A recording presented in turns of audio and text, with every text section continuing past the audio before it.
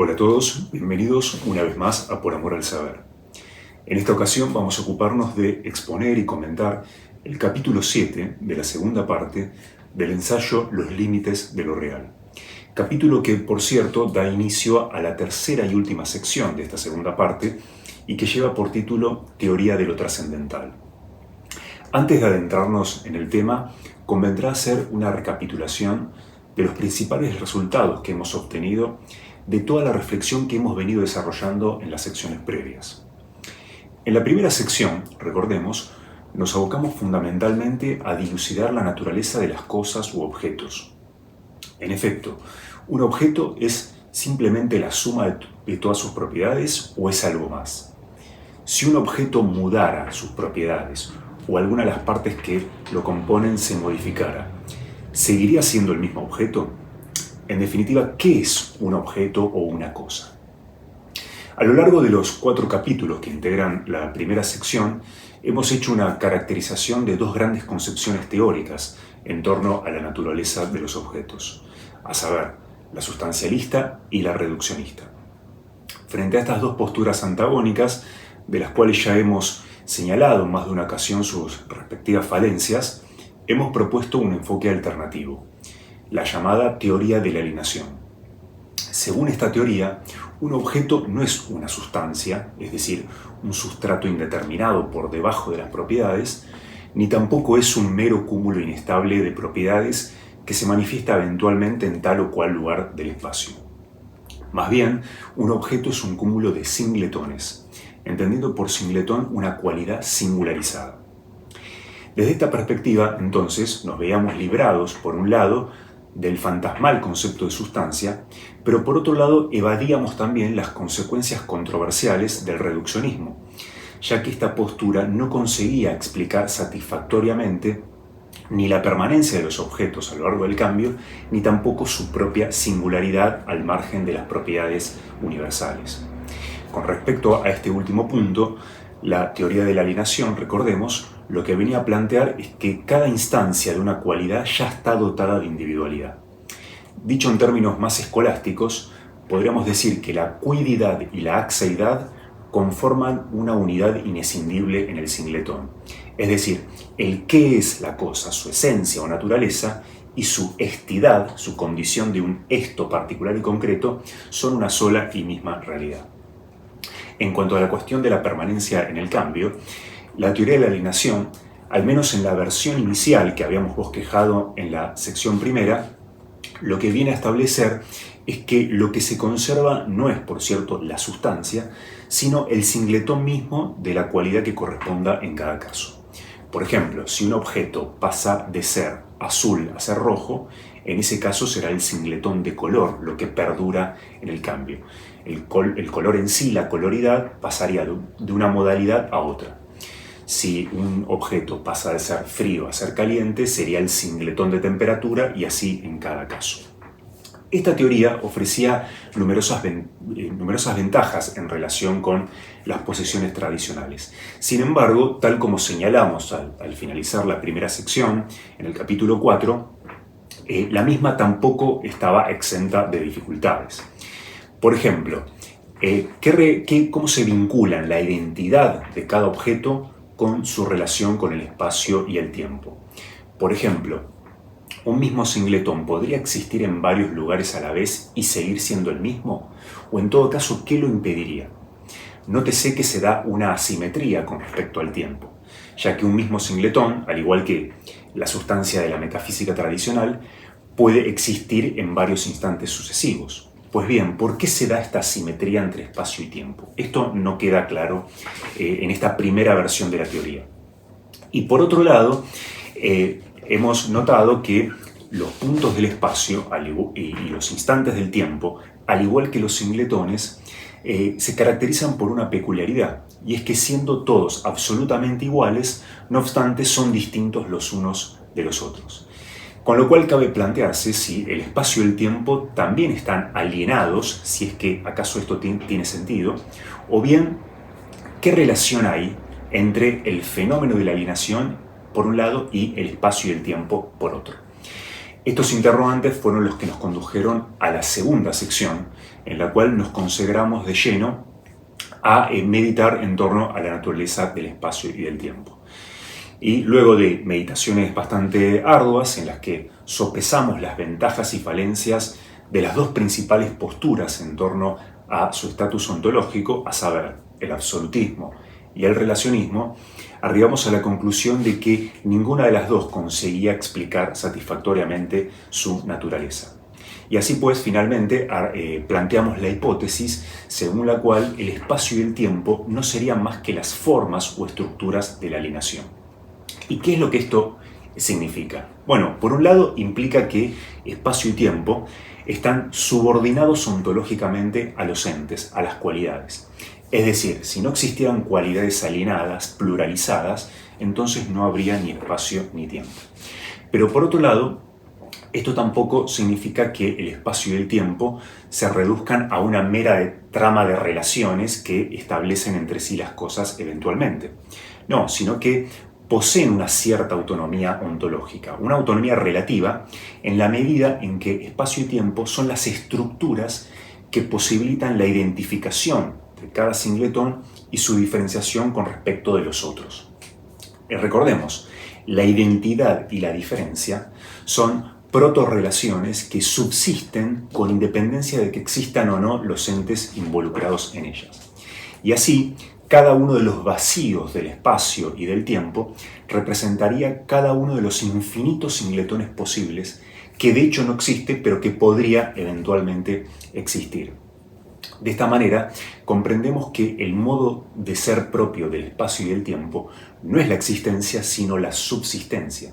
Es decir, no se trata de entes, sino que son el modo en que se estructura la alienación de los entes. Algo así como el andamiaje en el cual el fenómeno de la alienación tiene lugar. La principal y más llamativa consecuencia de esta teoría consiste en que tanto las posiciones espaciales como los instantes temporales pasan a constituir entonces el principio de individuación de cada objeto. Es decir, no es que un singletón está en esta o aquella posición, sino que más bien ser este o aquel singletón consiste en estar aquí o allá, en esta o en aquella posición.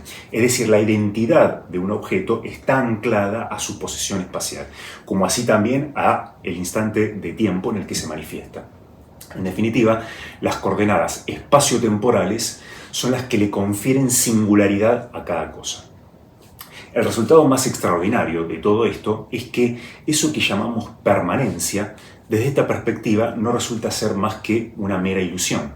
Es decir, las cosas no duran, no permanecen, si es que por duración o permanencia entendemos la existencia de un mismo ente a lo largo de varios instantes. Y esto se debe a que a cada instante hace su aparición un nuevo singletón que, si bien posee la misma naturaleza que el anterior, es distinto de él.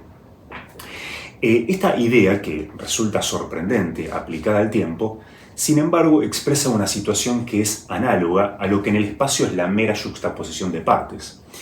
En el capítulo anterior habíamos puesto el ejemplo de una barra homogénea seccionada en varias partes iguales. Y habíamos dicho que cada una de las partes, si bien presenta las mismas características, posee una naturaleza común con las otras, cada una posee su propia individualidad, cada una es distinta de las otras. Pues bien, de lo que se trata es de extrapolar esta misma idea al caso del tiempo. Y así podríamos decir que la barra en el instante 1 es distinta a la barra en el instante 2, en el instante 3, etcétera, etcétera. Ahora bien, el hecho de que cada una de las partes espaciales de la barra sea numéricamente distinta a las otras no impedía que todas ellas juntas compusieran una única totalidad continua en el espacio. Bueno, algo similar podemos plantear en relación a la dimensión temporal. Podríamos decir que eso que juzgamos como un único objeto, una única barra que existe a lo largo del tiempo, en realidad es una sucesión de varios objetos, pero que componen una única totalidad, solo que en este caso sería continua en el tiempo. Es decir, lo que sería único sería la barra considerada cuadridimensionalmente, o sea, además de las dimensiones espaciales, incluiríamos la dimensión temporal. Finalmente, esta hipótesis también nos llevó a reformular drásticamente nuestro concepto de movimiento. A fin de cuentas, lo que llamamos movimiento no sería más que un todo continuo, tanto en el espacio como en el tiempo. O sea, lo que se interpreta como un único objeto desplazándose, moviéndose, en rigor es una secuencia de múltiples objetos distribuidos en posiciones consecutivas a lo largo de instantes sucesivos del tiempo. La superioridad de esta teoría, a nuestro juicio, reside en su mayor coherencia y mayor poder explicativo en comparación con los enfoques tradicionales. Y es que la misma consigue superar las inconsistencias del sentido común, pero a la vez preservando ciertas nociones que son muy intuitivas, si bien, claro está, reformuladas de un enfoque más profundo. Por ejemplo, ¿por qué para el sentido común un mismo objeto sigue siendo el mismo a lo largo del tiempo a pesar de experimentar toda clase de cambios? Intuición esta que en el capítulo 4 denominamos ley de continuidad. ¿Cuál es el fundamento de esta ley? Bueno, ni el sustancialismo ni el reduccionismo consiguen explicar adecuadamente este fenómeno. Pongamos un ejemplo para ilustrarlo. Puede ser el clásico ejemplo de la metamorfosis de un insecto, ¿no? Como la oruga que finalmente deviene en mariposa y al que ya aludimos en el cuarto capítulo.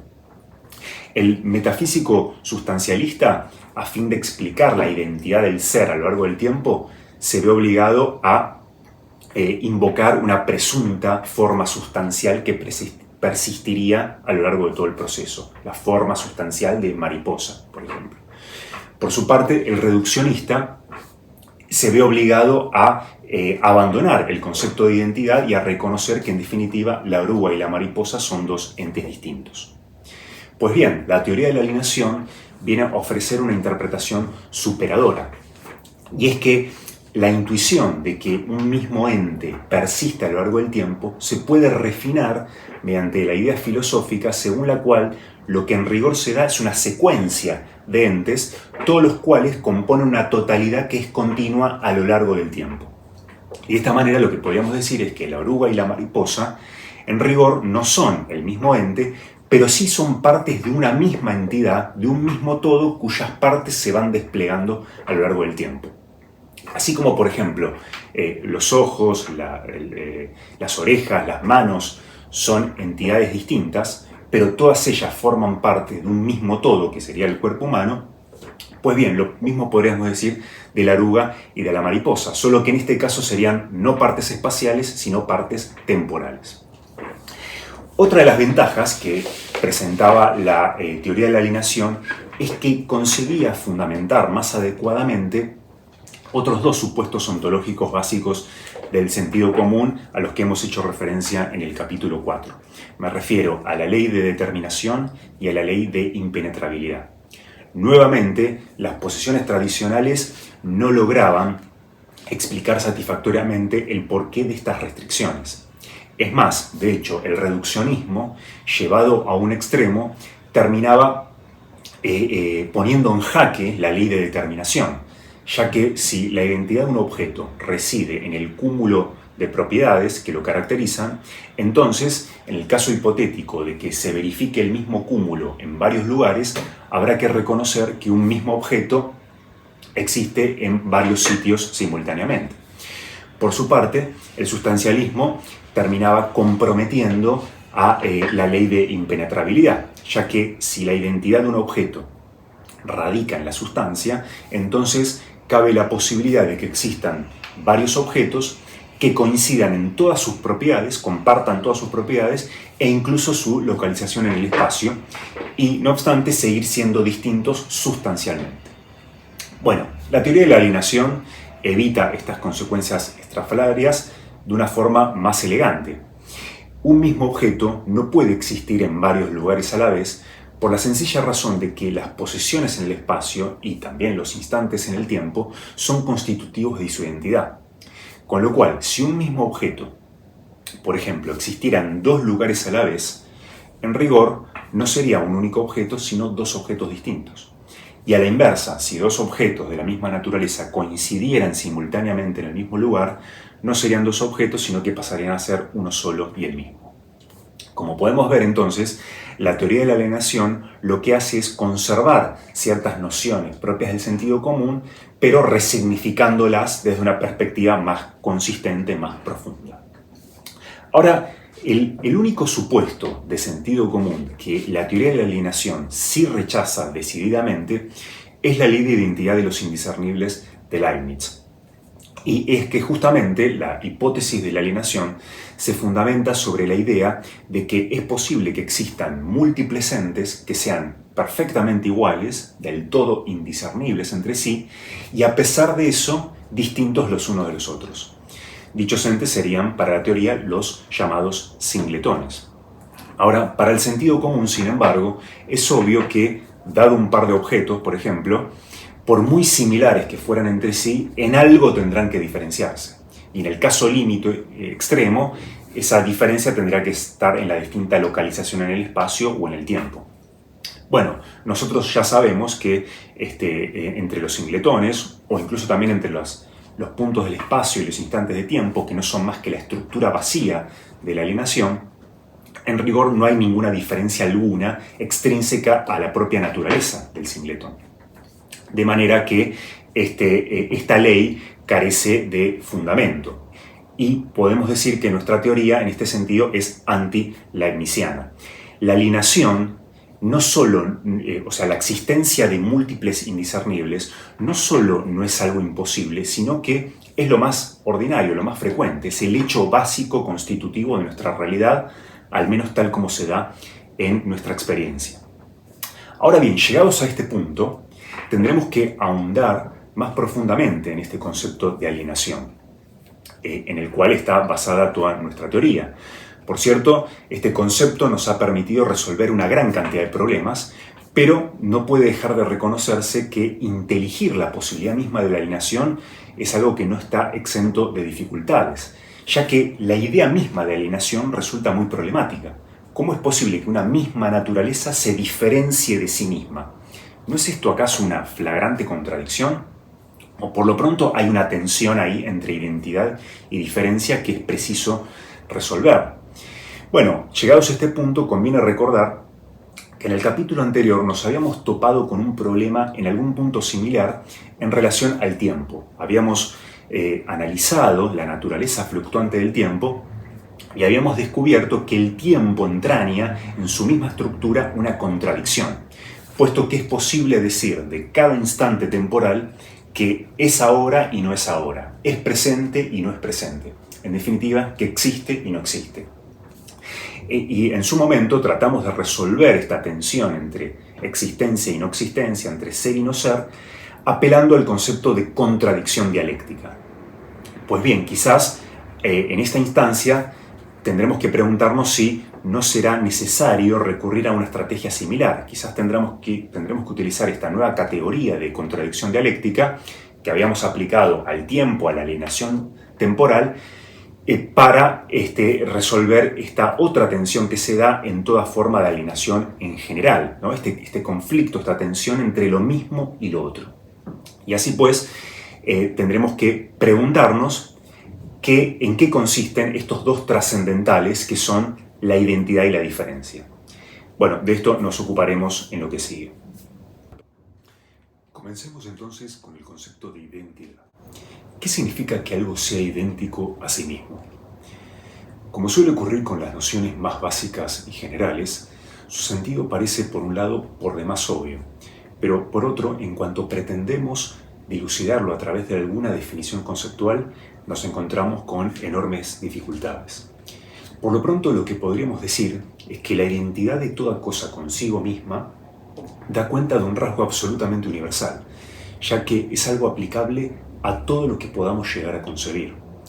Este carácter universal queda plasmado, de hecho, en la formulación de uno de los principios más fundamentales de la lógica. Me refiero al principio de identidad, que en su versión ontológica se puede expresar del siguiente modo. Todo ente es idéntico a sí mismo. Este enunciado expresa la verdad más obvia de todas las que podríamos llegar a imaginar. Es la tautología por antonomasia.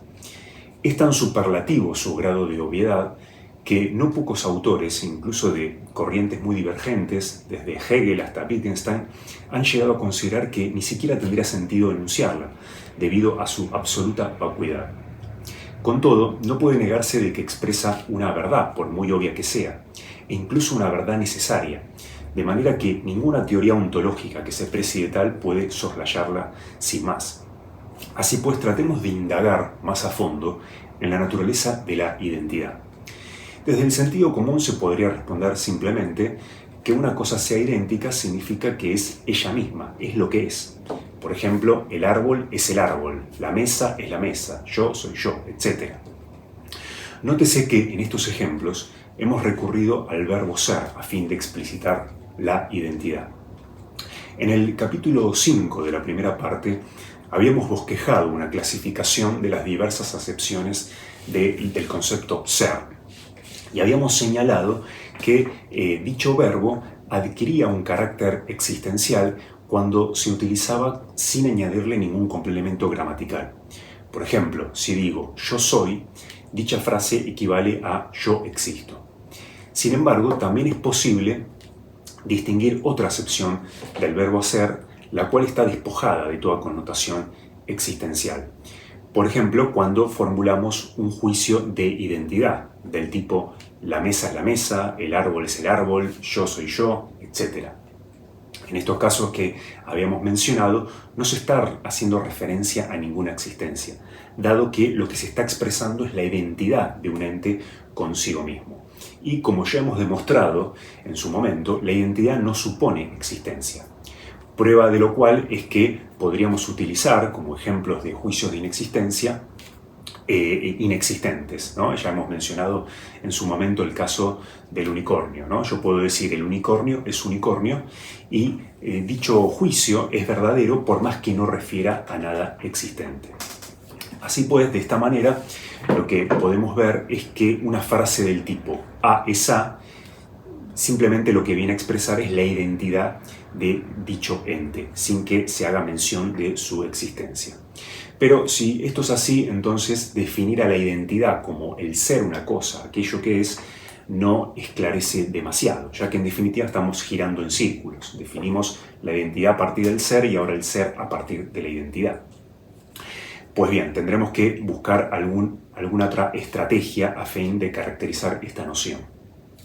Una observación por demás interesante que se puede hacer es la siguiente, y es que para poder explicitar la identidad de algún ente consigo mismo, necesitamos presuponer como mínimo en el plano simbólico del simbolismo al menos dos términos, entre los cuales vamos a establecer dicha identidad. Es decir, si bien la identidad no es una relación, sino una protorrelación, como ya hemos demostrado, sin embargo, la estructura de su enunciación es bastante similar al de una relación. Es decir, decimos que algo es idéntico a algo.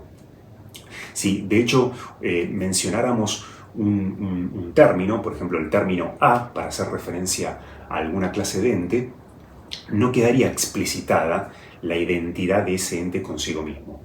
Sin embargo, si desdoblamos el símbolo, si lo reduplicamos en el plano del pensamiento y del lenguaje, ahí podemos decir A es A, y de esta manera queda puesta de manifiesto su propia identidad.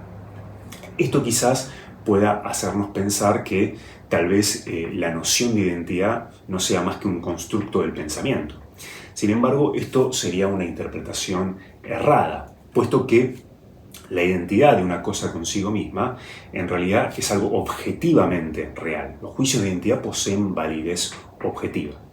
Con todo, no puede dejar de destacarse este hecho bastante curioso, y es que a fin de que la identidad pueda ser explicitada, paradójicamente requiere de la diferencia. Es decir, necesitamos desdoblar simbólicamente al ente en cuestión en dos partes para luego ratificar su esencial indistinción o identidad. Y esto quizás pueda constituir un indicio de que tal vez el concepto de diferencia es más originario, más primitivo que el de identidad. Esto en alguna medida se contrapone al sentido común. Uno podría llegar a pensar que la identidad es una noción más básica y que la diferencia se define de forma puramente negativa, como la negación de identidad. Pero podríamos pensar que quizás esto no es así, quizás es al revés. La diferencia es algo más básico y la identidad podría ser definida a partir de ella. Con lo cual tendremos que preguntarnos qué significa, qué es este concepto de diferencia, el cual parece ser tan, debido a su carácter tan general, tan abstracto, parece ser tan huidizo como el de identidad a la hora de conceptualizarlo. De hecho, podemos decir que, por ejemplo, la mesa no es la piedra, yo no soy tú, un color no es un sabor, etcétera, etcétera. Estos ejemplos dan cuenta de algo absolutamente básico y evidente, que las cosas son diferentes unas de otras. Pero ¿en qué consiste ser diferente? No podemos decir que ser diferente simplemente consiste en no ser otra cosa, ya que en este caso volveríamos al concepto de ser entendido como identidad y estaríamos entonces definiendo a la diferencia como la negación de la identidad y volvemos así al punto de partida. Tenemos que tratar de caracterizar a la diferencia sin recurrir al concepto de identidad. Pero para el sentido común, que dos cosas sean diferentes significa simplemente que poseen diferentes propiedades. Pero podemos sospechar que esta caracterización resulta por demás insatisfactoria, puesto que además de presuponer una ontología de cosas y propiedades que resulta completamente ingenua a esta altura, no hace más que desplazar el problema, ya que podríamos preguntarnos, bueno, ¿en qué consiste que una propiedad sea diferente a otra? Con lo cual tendremos que ensayar algún otro tipo de estrategia. Ahora, llegados a este punto, comprendemos que las nociones de identidad y de diferencia son tan elementales que resulta muy difícil caracterizarlas sin hacer alguna presuposición o sin caer en alguna clase de circularidad. Podríamos llegar a pensar que quizás son ambas nociones básicas y que por lo tanto no pueden ser definidas. Esto es una posibilidad. Pero por otro lado, podríamos ensayar una estrategia basándonos en la siguiente observación. Y es que la identidad y la diferencia, esto ya lo hemos establecido en la primera parte del ensayo, son trascendentales. Y recordemos, los trascendentales son caracteres, rasgos, que se distinguen por tener una universalidad absolutamente irrestricta. Es decir, se pueden predicar de todo, se pueden aplicar absolutamente a todo lo que podamos concebir sin excepción. Los trascendentales no solo se predican de los entes, sino de cualquier aspecto de la realidad en general. Efectivamente, por ejemplo, podemos decir de la existencia, que no es un ente, podemos decir que es idéntica a sí misma y que es diferente, por ejemplo, a la inexistencia. También podríamos decir que la existencia se diferencia de los entes. En esto consiste, por cierto, la famosa diferencia ontológica, ¿no? Sobre la cual ya hemos meditado en el segundo capítulo de la primera parte. En fin, los trascendentales tienen una aplicación aún más abstracta, van más allá del dominio de los entes. Y es tal su grado de universalidad que incluso se pueden predicar de sí mismos. A este rasgo lo podemos denominar autopredicabilidad. Los trascendentales son autopredicables. En efecto, yo puedo decir que la identidad y la diferencia son idénticas a sí mismas y son diferentes la una de la otra. Teniendo en cuenta este rasgo de la autopredicabilidad, podríamos tratar de pensar en la posibilidad de definir alguna de estas nociones a partir de la otra. Vamos a suponer primero la hipótesis de que la noción más básica sería, como pensamos al principio, la de identidad. Pues bien, ¿qué podríamos decir de la identidad? De la identidad podemos decir que es idéntica a sí misma, ¿no? O sea, aquí aparece esta autopredicabilidad de la que hablábamos antes. Nótese, hago una breve digresión, que esto no vale para la existencia. En En la primera parte del libro habíamos demostrado que una frase del tipo "la existencia existe" carece de sentido, tanto por razones lógicas como ontológicas, mientras que la frase "la identidad es idéntica a sí misma" sí posee sentido, sí es significativa. Por eso la existencia no es un trascendental, mientras que sí lo es la identidad. Ahora bien, si predicamos identidad de ella misma, dicha caracterización, si bien es verdadera, no nos permite dar cuenta de la diferencia, ¿no? Es como si la identidad quedara encerrada en sí misma, con lo cual no servirá para definir al otro concepto. Pero podríamos decir ahora que la diferencia es algo diferente a la identidad. Esta caracterización también es verdadera, en efecto, la diferencia es diferente a la identidad. Ahora, ¿podría servir como definición de la diferencia? Bueno, si reparamos un poco en esta propuesta, nos vamos a dar cuenta de que no, porque estamos definiendo el concepto de diferencia mediante una caracterización que ya presupone ese concepto, puesto que estamos diciendo que es lo diferente de la identidad. Estamos cayendo en una circularidad. En la definición de un concepto no puede aparecer el propio concepto a definir. Ahora, llegados a este punto, lo que podemos pensar es en un cambio de estrategia. ¿Por qué no pensar que, en rigor, el concepto más originario, más primitivo, es el de diferencia?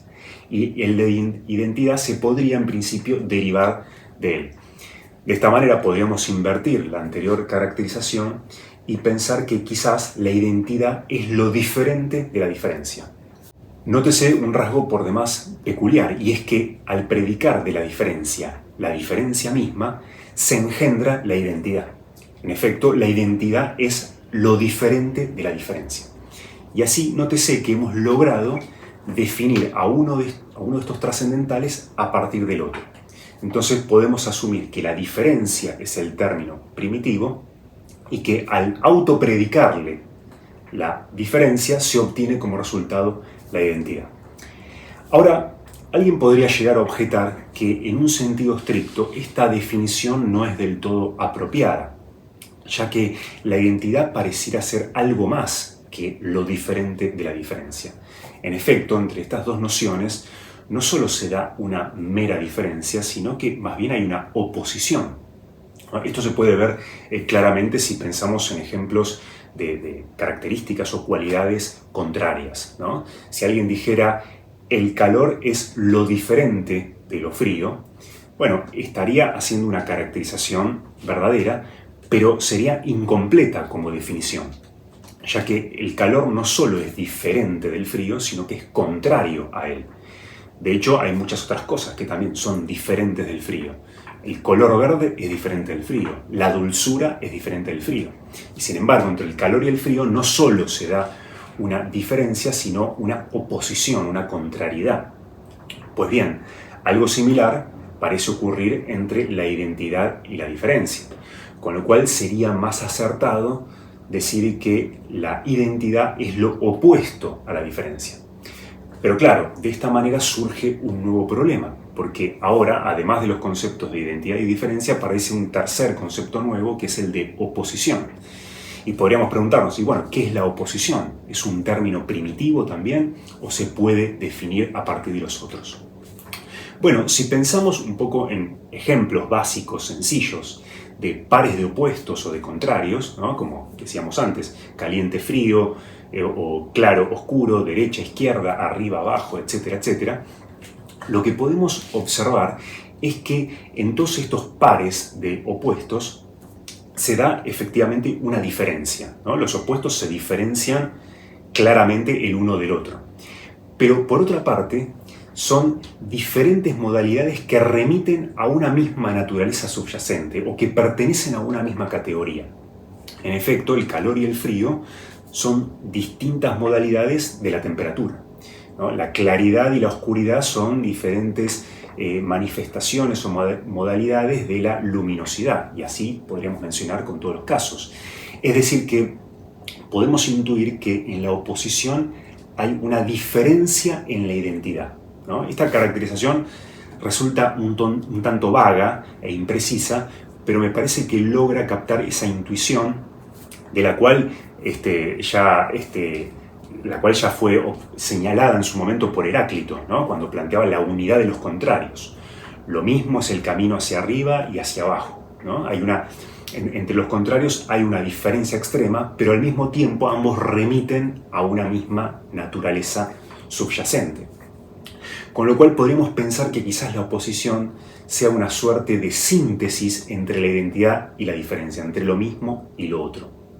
De esta manera podríamos decir, retomando el ejemplo anterior, que el calor sí es lo diferente de lo frío en relación a la temperatura. Es decir, en relación a una misma naturaleza de la cual el frío y el calor son las dos posibles manifestaciones. Bueno, si esto es así, entonces podríamos pensar que la identidad y la diferencia son opuestos, pero si son opuestos, entonces tendrían que remitir a una misma naturaleza, ¿no? Es decir, todo par de opuestos remiten a un mismo supuesto, ¿no? Hay una naturaleza de la cual provienen ambos.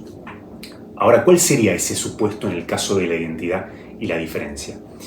Si volvemos al ejemplo, entre calor y frío, el supuesto de esa oposición es la temperatura. Entre blanco y negro, el supuesto es el color.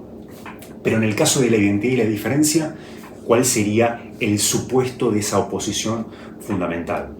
Bueno, si pensamos que la identidad y la diferencia son trascendentales y que por lo tanto poseen una universalidad absoluta, caeremos en la cuenta de que la identidad y la diferencia, como ya habíamos señalado en su momento, se pueden predicar de sí mismas. Y por lo tanto, ellas mismas pueden servir como supuestos de su propia oposición. Y esto lo podemos ver claramente al formular el principio de identidad. En efecto, podemos decir que es imposible que una cosa sea idéntica y diferente a sí misma. Nótese que la expresión a sí misma remite a la identidad. E igualmente también podríamos decir que es imposible que una cosa sea idéntica y diferente a otra, ¿no? O sea que tanto la identidad como la diferencia pueden oficiar, por así decirlo, de supuestos de la oposición que se da entre ellas. Pero como habíamos partido de la hipótesis de que la diferencia es el concepto más originario, entonces vamos a utilizarla a ella misma como supuesto. Por lo tanto, la definición de identidad podríamos decir que es la siguiente. La identidad es lo opuesto a la diferencia. ¿Y qué significa que sea opuesto? Pues bien, que la identidad es lo diferente de la diferencia respecto de la diferencia. Hemos postulado entonces estos dos trascendentales básicos que son la identidad y la diferencia, de los cuales esta última resultó ser la más fundamental, ya que la identidad, según acabamos de demostrar, puede derivarse a partir de ella. Estas dos nociones, como hemos señalado ya, poseen una aplicabilidad universal, es decir, no solo de los entes podemos decir que son idénticos a sí mismos y diferentes a otros, sino que estos caracteres pueden aplicarse a cualquier realidad concebible.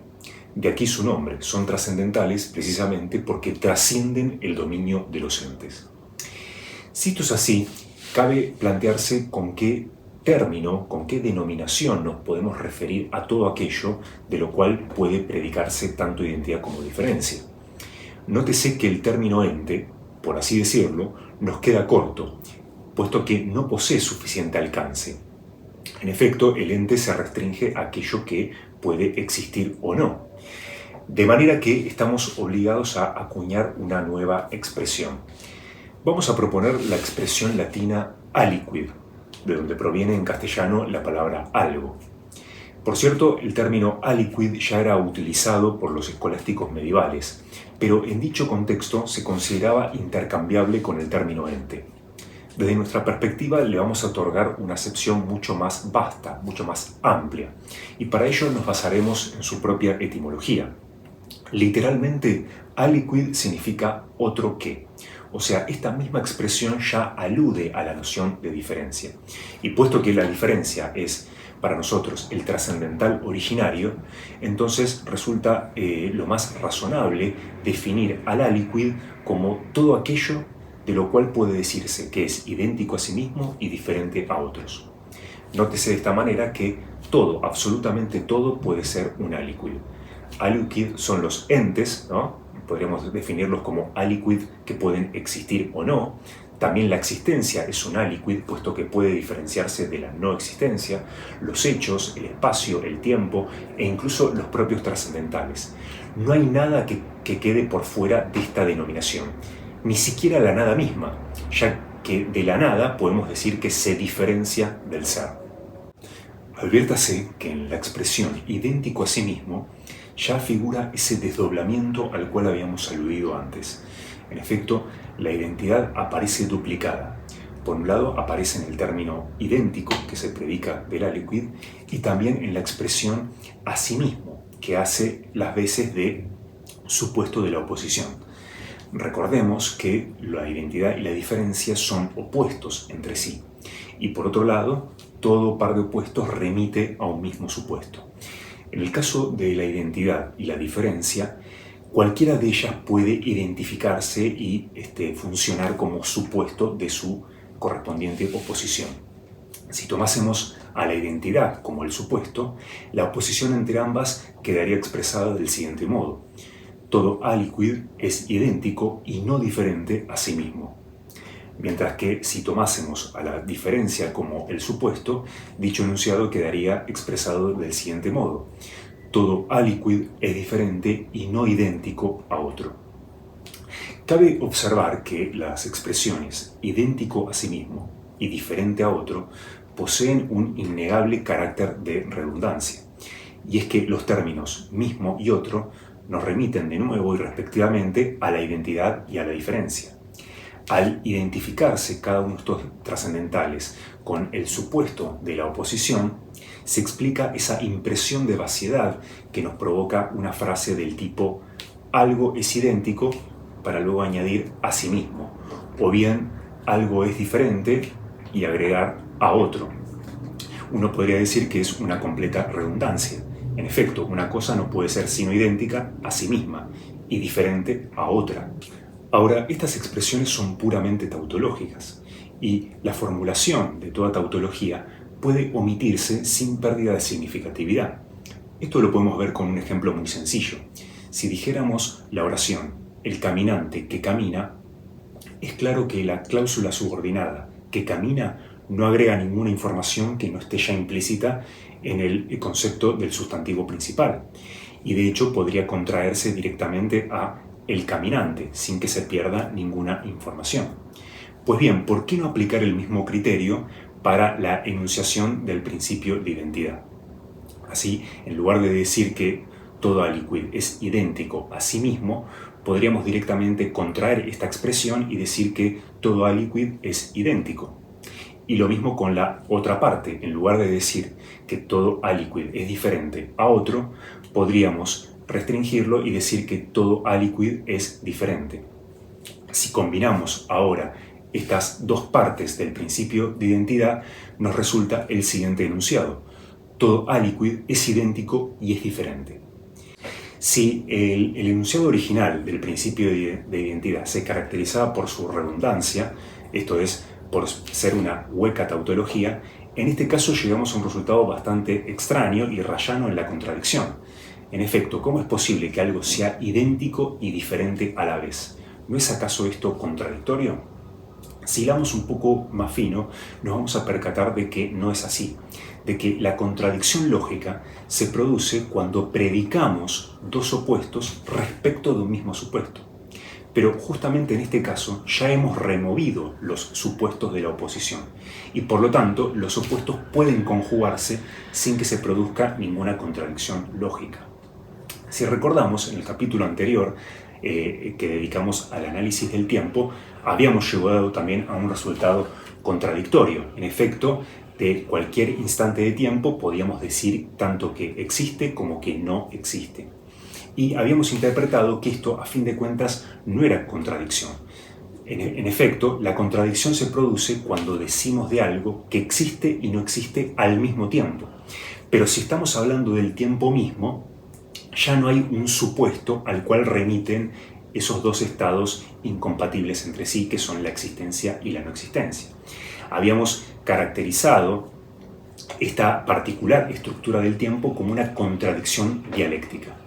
Pues bien, ahora podemos decir que entre la identidad y la diferencia también se da una contradicción de carácter dialéctico, y que incluso es aún más fundamental, ya que concierne a estos dos trascendentales que se aplican absolutamente a toda realidad concebible y no solo al caso del tiempo. De esta manera podemos sistematizar los resultados de esta reflexión y distinguir entonces entre dos tipos de contradicción: la contradicción lógica y la contradicción dialéctica. La contradicción lógica consiste en predicar dos opuestos respecto de un mismo supuesto, mientras que la contradicción dialéctica consiste en conjugar dos opuestos sin remitirlos a un mismo supuesto. Mientras que la contradicción lógica es necesariamente falsa, puesto que expresa un estado de cosas que es absolutamente imposible, por el contrario, la contradicción dialéctica es necesariamente verdadera, expresa un rasgo que es constitutivo de la estructura misma de la realidad.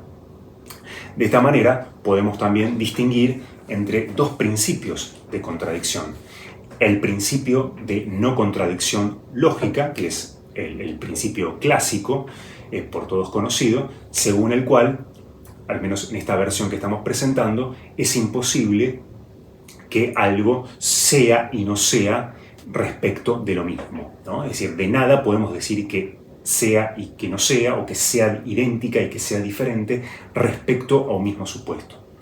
Mientras que, por otro lado, el principio de contradicción dialéctica plantea que todo, en efecto, todo aliquid puede ser idéntico y diferente a la vez. Tendremos que preguntarnos finalmente si habrá acaso otros trascendentales, además de la identidad y la diferencia. De todas las cosas, o mejor dicho, de todos los aliquid, podemos decir que son idénticos y que son diferentes. Esta es una verdad absolutamente universal. Pero, ¿será posible señalar otros rasgos o caracteres que sean predicables universalmente también, al igual que estos dos trascendentales? Una observación que podemos hacer al respecto es que siempre toda diferencia va asociada a una cierta multiplicidad. En efecto, si decimos, por ejemplo, que A y B son diferentes, no tendría sentido a continuación decir que A y B son un solo y mismo ente, o aliquid. Y a la inversa, no tendría sentido hablar de múltiples cosas y, acto seguido, decir que esas múltiples cosas se identifican. Evidentemente, la diferencia y la multiplicidad se coimplican mutuamente. Si hay diferencia, tiene que haber multiplicidad. Y si hay multiplicidad, tiene que haber diferencia. Esto nos da la pauta de que la multiplicidad, entonces, también tendrá que ser otro tipo de trascendental. Pues bien, en ese caso tendríamos que preguntarnos cuál es la diferencia entre estas dos nociones. ¿Cuál es la diferencia entre la diferencia misma y la multiplicidad? Bueno, algo que podemos constatar es que se da una diferencia en la estructura gramatical del tipo de enunciación que corresponde a cada una de estas dos nociones. En efecto, los juicios en los cuales expresamos diferencia siguen un esquema similar al de las relaciones. Por ejemplo, al decir que A es diferente de B. Mientras que en los enunciados que expresan multiplicidad utilizamos una predicación común y corriente. Decimos A y B son múltiples. Esta diferencia en el tipo de enunciación da cuenta de que, a pesar de ser coextensivas, estas dos nociones, la diferencia y la multiplicidad, hay entre ellas una sutil distinción que concierne a la connotación que cada una de ellas comporta. Podríamos decir que al considerar diversas cosas como múltiples, de algún modo las estamos algo así como reuniendo a todas ellas, aunándolas. En este punto puede resultar útil hacer una comparación. Pareciera darse entre la diferencia y la multiplicidad, una correlación similar a la que habíamos señalado en su momento entre las relaciones y los todos. En efecto, si tenemos varios entes relacionados entre sí, todos ellos quedan unificados en la medida en que los concebimos como partes de una misma totalidad. Pues bien, algo similar ocurriría con la diferencia y la multiplicidad. Si diferentes cosas o aliquid los concebimos como una unidad, los constituimos de esta manera como un múltiple. De esta forma podríamos pensar que la multiplicidad surge al aplicar la identidad a la propia diferencia. Es decir, la multiplicidad sería algo así como la diferencia en cuanto tal, en cuanto ella misma. Pero no debemos malinterpretar esto. No es que la multiplicidad sea la identidad de la diferencia consigo mismo, sino que más bien la multiplicidad es la diferencia identificada en cuanto tal. En efecto, no hay una distinción esencial entre la diferencia y la multiplicidad, sino una diferencia más bien que concierne al enfoque de su correspondiente naturaleza. La multiplicidad entonces es la diferencia en tanto idéntica a sí misma. Al predicarle identidad a la propia diferencia, esta, por usar un lenguaje metafórico, de alguna manera se repliega sobre sí, pierde ese carácter relacional o pseudo-relacional que posee y se constituye como multiplicidad. De esta manera podemos decir que la multiplicidad es entonces un trascendental, pero derivado de la diferencia, que es un trascendental originario. Y así como la diferencia tiene su correspondiente opuesto, que es la identidad, bueno, otro tanto ocurre con la multiplicidad. El opuesto de la multiplicidad, desde luego, es la unidad. Y así como la multiplicidad la podemos pensar como la diferencia en cuanto idéntica a sí misma, pues bien, en el caso de la unidad podemos decir que también esta surge de aplicar la identidad a la identidad misma. Al determinar a la identidad, al encerrarla en sí misma, la identidad se convierte, por así decirlo, en unidad. De esta forma tenemos dos pares de trascendentales. Los trascendentales originarios o cualitativos, también los podemos llamar, que son la identidad y la diferencia, y los trascendentales derivados o cuantitativos, que serían la unidad y la multiplicidad. Ahora es preciso insistir en esto. La diferencia entre ellos no es una diferencia de naturaleza, sino una diferencia de connotación. La unidad y la multiplicidad suponen una mayor determinación que la identidad y la diferencia. Es decir, la unidad sería algo así como la identidad determinada, mientras que la multiplicidad sería la diferencia determinada a partir de la identidad.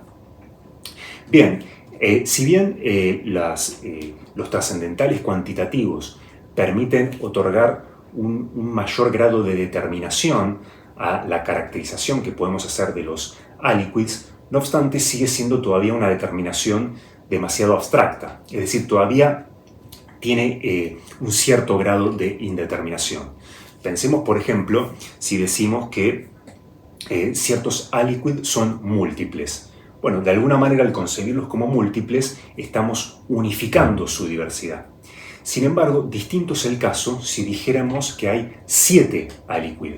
En ese caso, al efectuar una asignación numérica, le estamos otorgando una determinación aún más específica. Naturalmente, los trascendentales de unidad y multiplicidad nos remiten al concepto de número. El número pareciera otorgar aún un mayor grado de determinación a que la mera multiplicidad o unidad. Con lo cual podríamos conjeturar que el número también pertenece al orden de lo trascendental. Y de esta manera corresponderá preguntarnos qué son los números, cuál es su naturaleza, su estatus ontológico. Pero de esto nos ocuparemos en el próximo capítulo. Así que por ahora vamos a detenernos aquí. Espero que les haya interesado el tema de este video y nos veremos en la próxima.